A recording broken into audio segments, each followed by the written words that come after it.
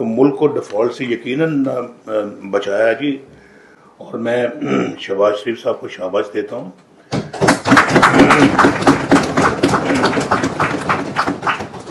डार साहब भी इनकी टीम के एक मेंबर थे, बड़े इम्पोर्टेंट। ये अपने बाल मेंबर थे, ये बैठे हैं अपना, हम ये भी उसके मेंबर थे अपना, खुर्रम दस्तगीर साहब भी और मरियम औरंगजेब भी मेंबर थी। डार साहब ने साथ साथ मिलकर ये सारे मामला को हल किया और फिर बड़ी मुश्किल में इन्होंने अपनी गवर्नमेंट चलाई है, बहुत मुश्किल में। मेरा कतन ये नियत नहीं थी कि हम उसी जो है वो गवर्नमेंट को से के बाद हम भी पावर में आए।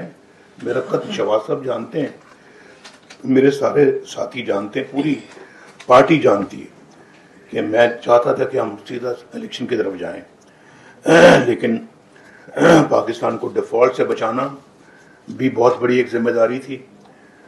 और उसके बाद फिर धमकियां और अल्टीमेटम जब मिलने शुरू हो जाए तो फिर हम तो अल्टीमेटम के आगे तो खड़े होने वाले लोग हैं, हम बैठने वाले लोग नहीं हैं, झुकने वाले लोग नहीं हैं।